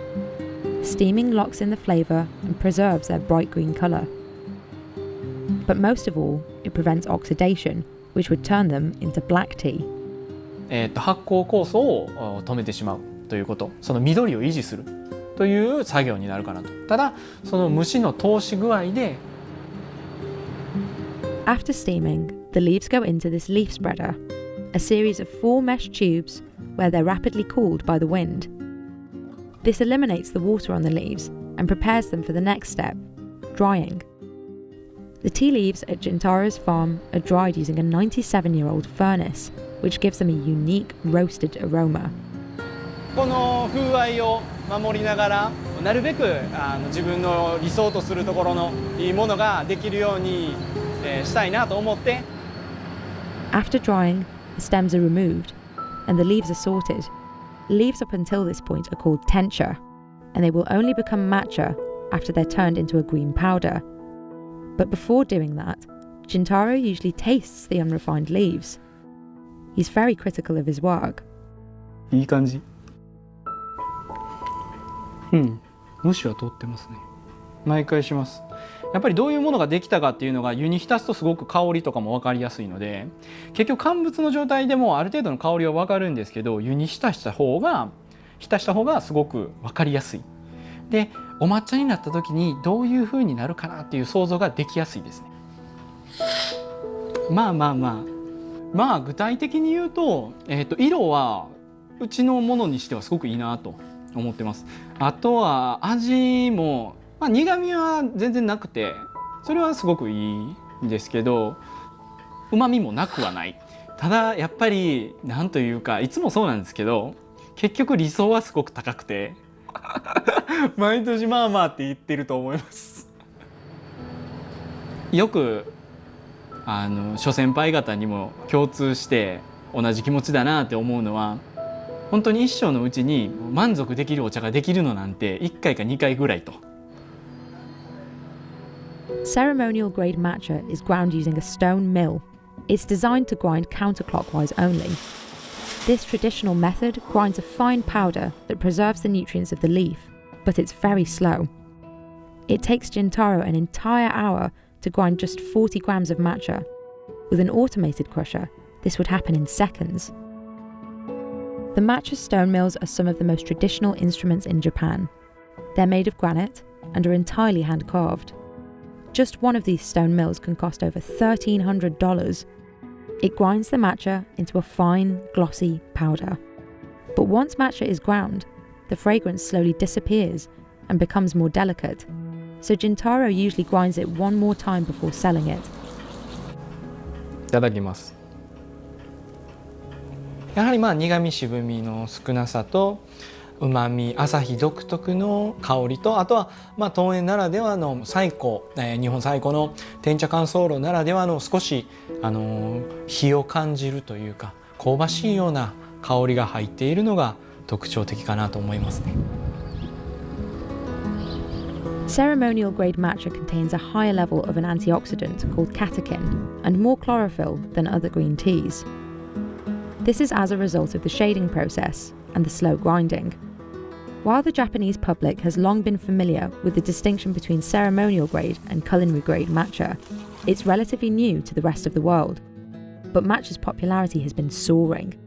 In 2020, the global matcha market was worth $3 billion, and it's expected to exceed $5.5 billion by 2027. In the last 10 years, exports of matcha from Japan have doubled. Compared to 30 years ago, they've quadrupled. But these numbers barely refer to ceremonial grade matcha.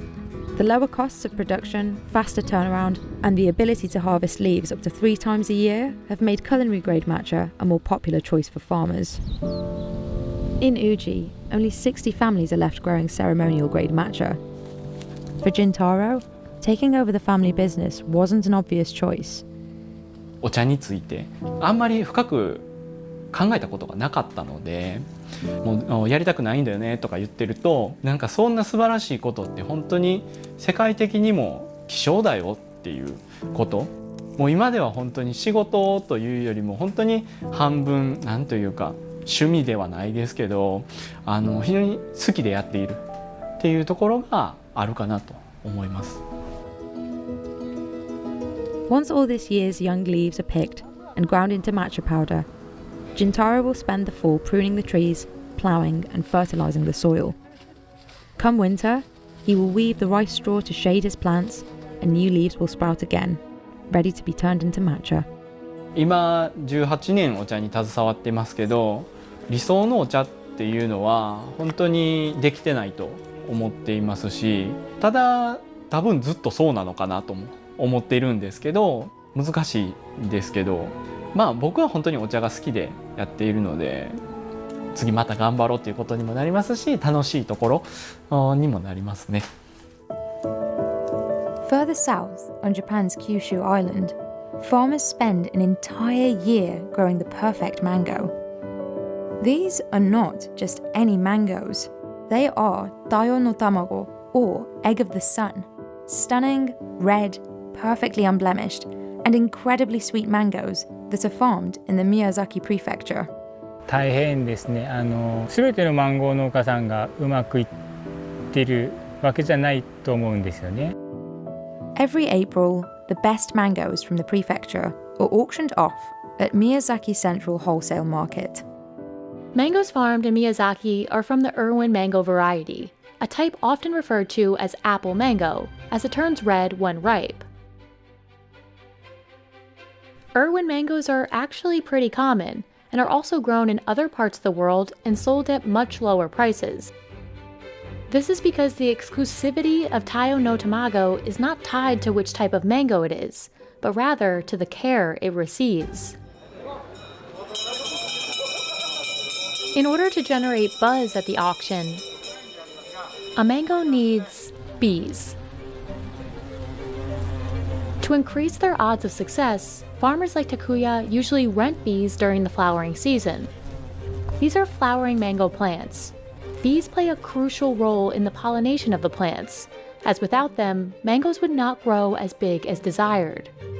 ミツバチにもよるんですけど、たくさんなった木には1本の木に200個くらいなるんで、これをまだ鳴らした方がいいからっていうので鳴らしてるんですよ。普段も落とすんですよこれ。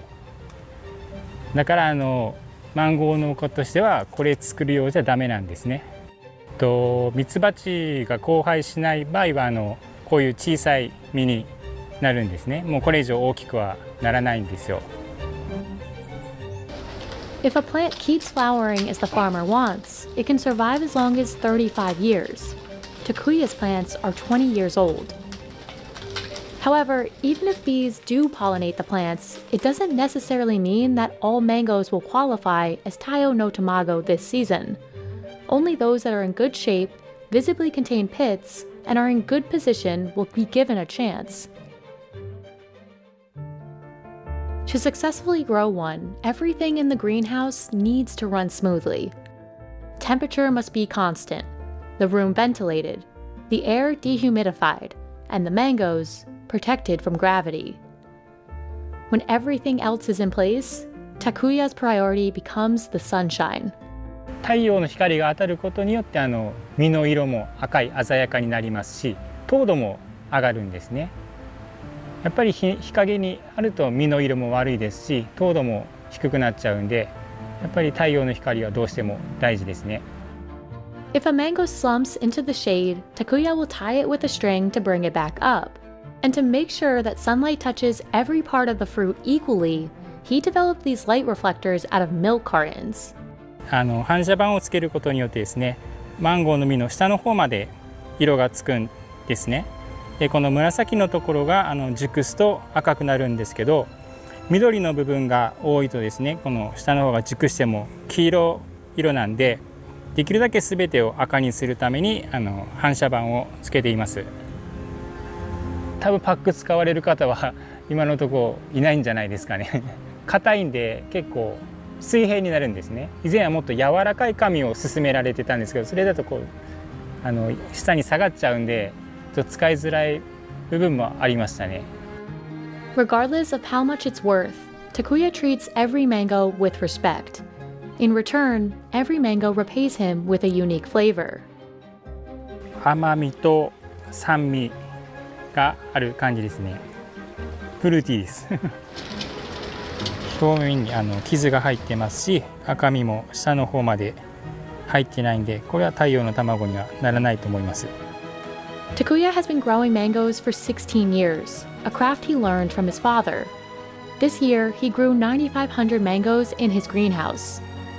They're now ready to be inspected to see how many of them have earned the coveted Taiyo no Tamago title.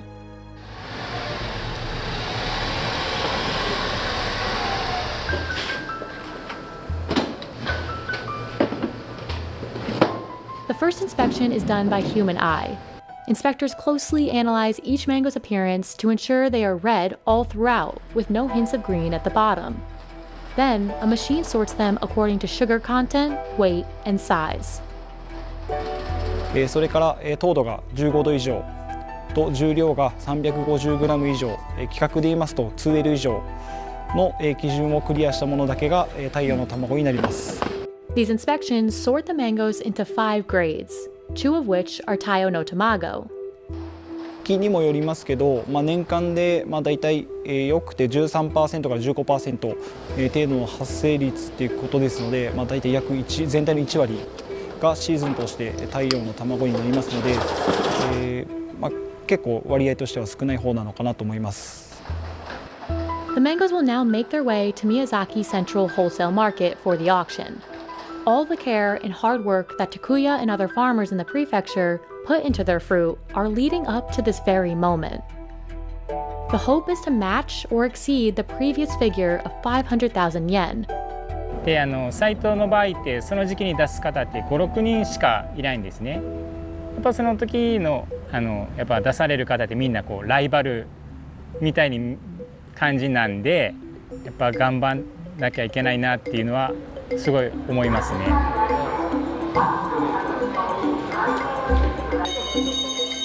さんおはようございます。本日は令和4年の宮崎産出マンゴー太陽の卵の解禁日となっております。The auction has officially begun at the Miyazaki Central Wholesale Market.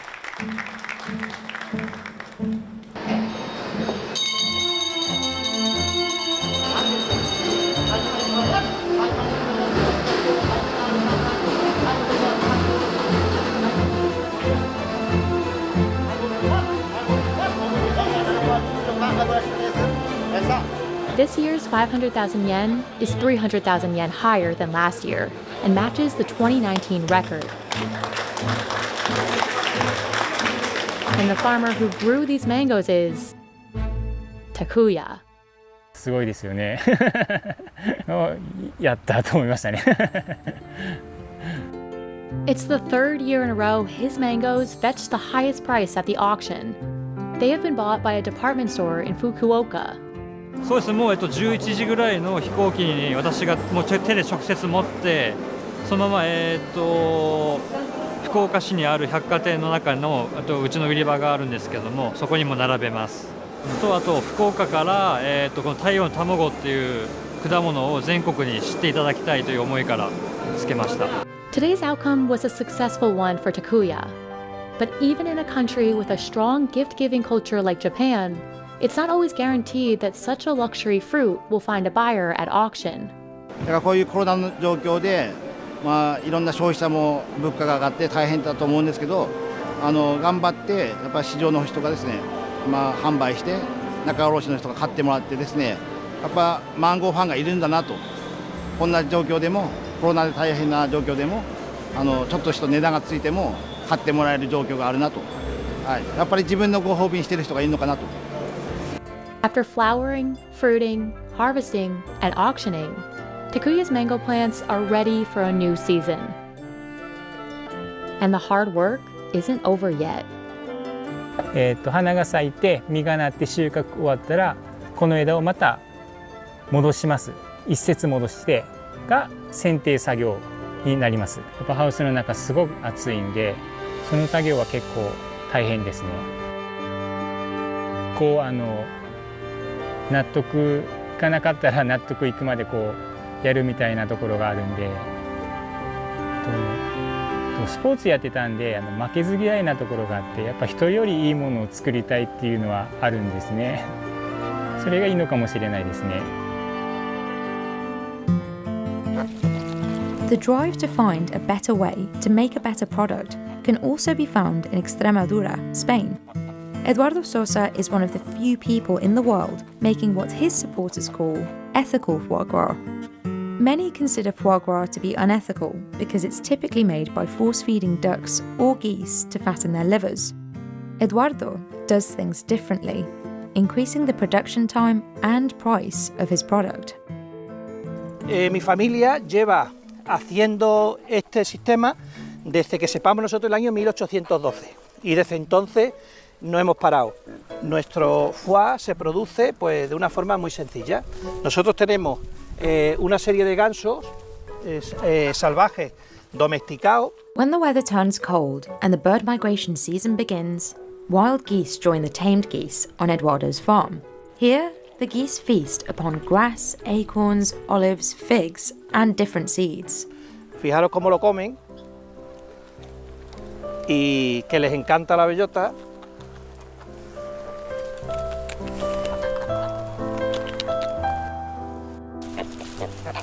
Instead of force-feeding the birds, Eduardo simply relies on the geese's natural behaviours. There are no fences here. The geese are free to come and go as they please. Eduardo says the geese eat more grass when they're free to roam. He says this is essential because the grass apparently makes the acorns taste sweeter to the geese. And the more acorns the geese eat, the tastier and yellower their livers will be. While Eduardo prefers to let the geese eat what they want, he does provide them with organic corn to make their livers more yellow. Hace años nuestro hígado era mucho más oscuro que el que es ahora, y entonces viendo en el mercado que la tendencia era una cosa más amarilla, más blanquita, más tal, pues se nos ocurrió de darle maíz ecológico, porque nos dimos cuenta que dándole maíz ecológico es como un colorante, entonces queda más bonito el hígado, ¿no? El foie. During this time of year, geese stuff themselves full of food to prepare for their winter migration. This quickly builds fat and enlarges their livers, the perfect conditions for creating foie gras. When it's time for the slaughter, Eduardo uses a traditional technique to stun the geese: hypnosis. He says this makes the process as painless as possible. It happens only once a year during the coldest part of winter, when the geese have the most fat. It also has to be a moonless night.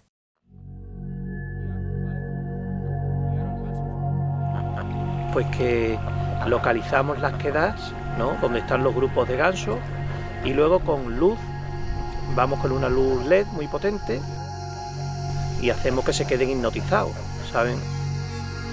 Las aves cuando le da una luz fuerte pues se quedan quietas y se quedan hipnotizadas. De esa forma las podemos coger fácilmente y además el animal pues no sufre absolutamente nada. Es una muerte dulce, como se dice, ¿no?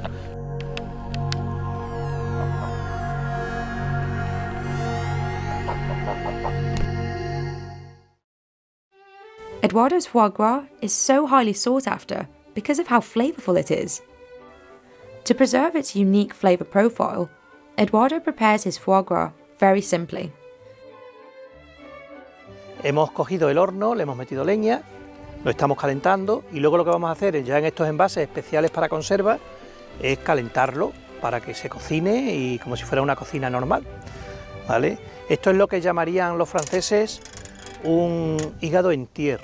En tiers es que es una pieza entera del ganso metida en el frasco y cocinado, no tiene mayor historia, no lleva absolutamente nada, es 100% natural.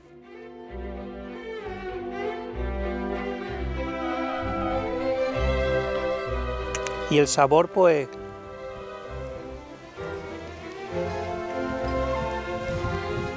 maravilloso, un sabor muy suave, una crema, algo increíble, es un sabor extraordinario. Sabe a naturaleza, sabe una mezcla entre bellota, semilla, hierba, un toque dulzón por los higos y da, pues bueno, es algo único, algo único.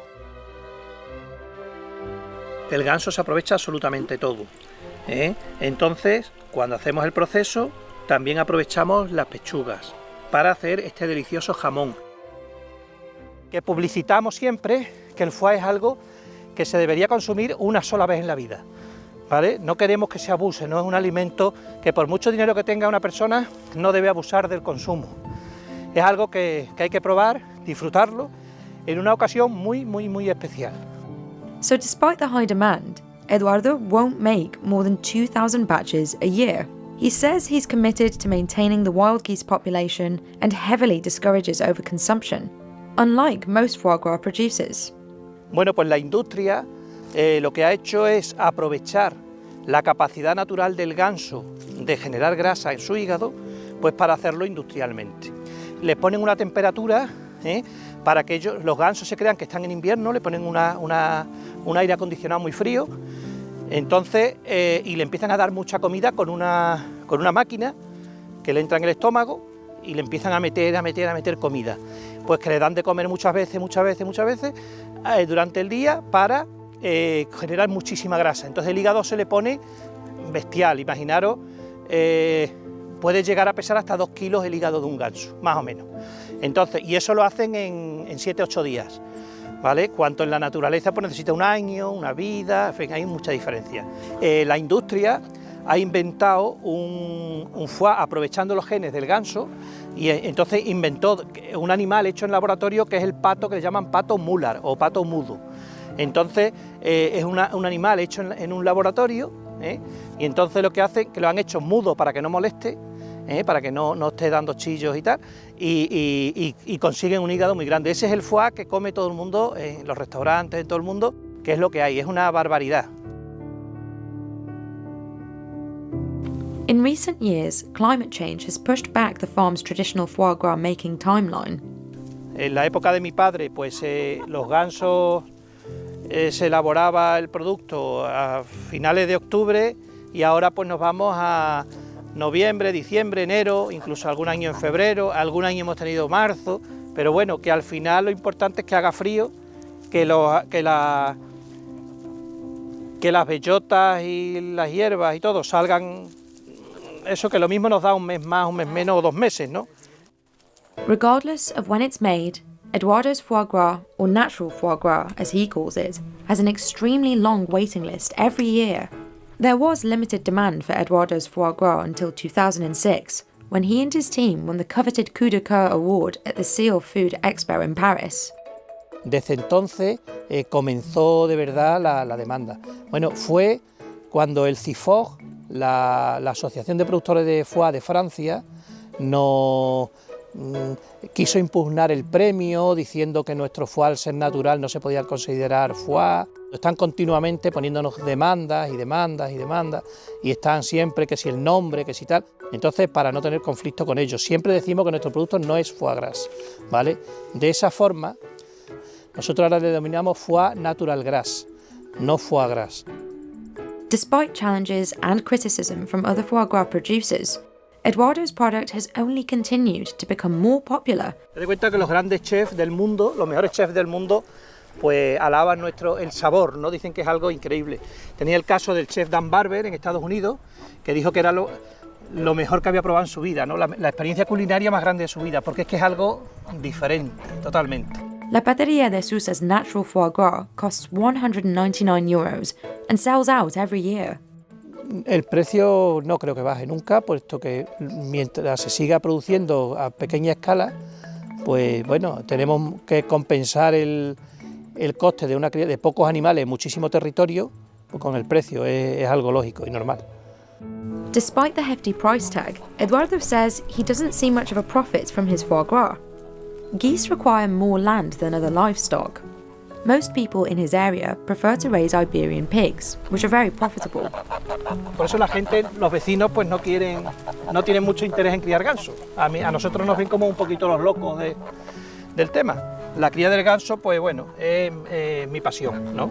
Claro, no, es que es una pasión, es mi vida, es mi pasión. Mi padre me enseñó, yo estoy enseñando a mis hijos y lo que queremos es que esto no se pierda, ¿no? Y que la gente, ojalá saliera más gente a producir ganso. But it wasn't Eduardo's family who invented the natural foie gras tradition. Fueron los hebreos los que vinieron a la península ibérica y trajeron esta cultura del antiguo Egipto, ¿no? Es una forma muy inteligente, primero de respetar al animal, segundo de obtener grasa pues para la cocina. Ellos tenían la sabia costumbre de instalarse en los pasos de migración de aves, como es el caso de esta granja, ¿vale? Entonces, ellos tenían una serie de gansos salvajes domesticados, ¿vale? Que domesticaban y que hacían que luego atraían los gansos silvestres a la granja, ¿vale? En épocas de migración. Pues bueno, tenemos que, gracias a estas personas, desgraciadamente, estas personas judías tuvieron que abandonar España, expulsados por los reyes católicos, con el famoso decreto de expulsión del año 1492. Nosotros, bueno, pues nos quedamos con ese legado, con esa sabiduría de estas personas, y aquí queda pues un poquito de su historia. Finding a new way to produce the world's rarest foods isn't easy. It's a process that can require years of trial and error. In Japan, Masaki Ishii developed a new variety of the famous Wagyu steak by feeding Wagyu cows a special feed made from olives. 食べてみて、今日腹いっぱい牛肉食べても次の日油がさらっとしとる関係以上またあくる日も牛肉が食べられます。 Masaki has dedicated decades to creating a system of recycling-oriented farming, but his idea wasn't an immediate success. The sun is rising over Shodoshima in Japan's inland sea. Masaki Ishii has been raising cattle here for half a century. 牛2頭を高校から連れて帰りました。卒業証書の代わりに牛をくださいということで。Shodoshima, literally small bean island, was once famed for its adzuki beans. But after olive trees were introduced from Greece just over a century ago, it became more famous as the home of Japan's oldest olive groves. 小豆島の宝です、オリーブは。オリーブを与えているいうことを私一人が始めとしておりました関係上、動物油と植物油のオレイン酸が融合すればどこにもない香川県らしき美味しい牛肉ができるだろうということから始めました。Wagyu beef is already known for its intense marbling and high levels of oleic acid, both of which make the meat extra tender and flavorful. Masaki set out to create a Wagyu even richer in oleic acid. でオリーブにはこれ植物油のオレイン酸が多く含まれておりますので、生を持って帰って実際やったところ、牛は見向きもせん。ベロで横にやっても2日経っても3日経っても食べてくれませんでした。干し柿をおばあちゃんが90歳のおばあちゃんが渋柿の皮を剥いて干しているのを見て、これで渋が抜けるんやったら干したらオリーブも抜けるだろう思って乾燥して飼料化しました。 But instead of using fresh olives, Masaki turned to olive pomace, the residue from olive oil production. Doing so allowed him to recycle a waste product from one of Shodoshima's major industries.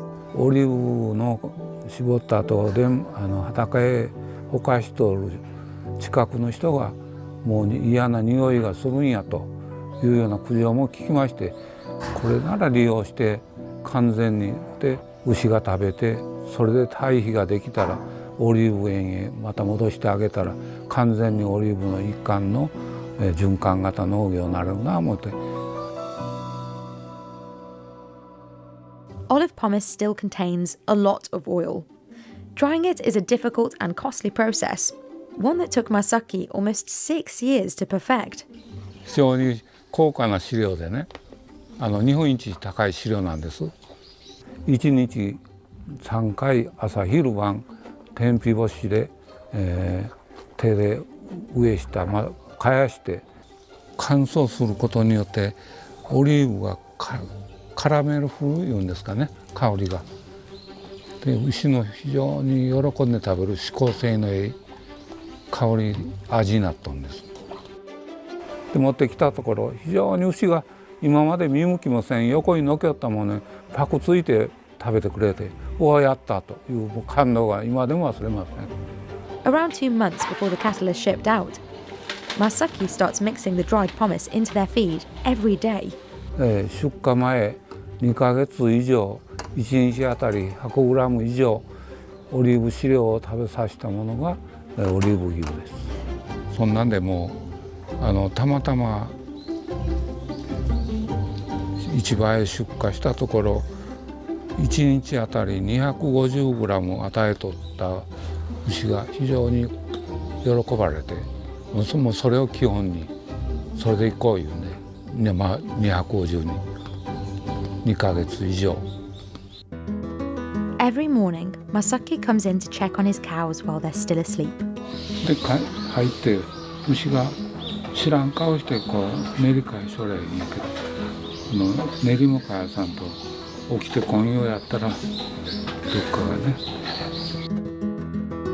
起きた途端に寝ておりますから、起きたら糞尿の出具合。 While other varieties of Wagyu are typically sold to be processed at 24 to 26 months, olive Wagyu doesn't ship out until 30 months. The longer raising time and high cost of the feed make olive Wagyu difficult to come by, but despite the limited supply, it has become especially popular with chefs. 肉質がとてもしっとりと柔らかくて、大変使いやすい牛肉になっています。当レストランのシグニチャーディッシュとして用意させていただいてますのは、オリーブビーフになっております。前菜からメインまで、全ての皿にオリーブビーフを使います。お値段は3万円から3万5千円ぐらいで今のところ計画しています。オリーブビーフなんですけれども、最近は出回る量も少なくなってきました。人気が世界中で上がってきたみたいで、値段も一緒に上がってきている印象があります。 When Masaki first started experimenting with olives, he kept it a secret from his buyers. 私一人で始めてで黙って市場へ出荷しておりましたら、そしたら市場の一番の社長さんに専務が、食べて生肉を食べまして、これ非常に美味しい牛肉に変わったぞと初めて褒めていただけて、これはいけるなと思いまして。 But in 2010, an outbreak of foot and mouth disease in Miyazaki Prefecture devastated Japan's livestock industry. Despite successful efforts to contain the disease locally, the damage was done. Countries like the United States suspended beef imports from Japan. Disaster struck again with the Tohoku earthquake and tsunami of 2011. As Japan struggled to recover and rebuild its economy, Masaki looked towards strengthening his prefecture's beef production. He led the charge towards working with more local olive farmers. In 2012, other farmers on Shodoshima started following Masaki's methods to raise olive-fed cattle. Just 1 year later, olive Wagyu began shipping to places outside of Shodoshima and Kagawa Prefecture. Today, there are about 2,500 olive-fed cattle on Shodoshima. Still, this is nothing compared to places like Kagoshima or Miyazaki, where high-quality Wagyu production has been taking place for decades. On Masaki's farm, there are just 20 head of cattle. 非常に頭数を増頭するいうてもなかなかできない状態です。最終は3000頭目標ですかね。To reach this goal, the cattle farmers of Shodoshima need help from the local olive producers. でオリーブ業界にとってもメリットがある。牛糞を与えたら、オリーブは非常によく育ちます。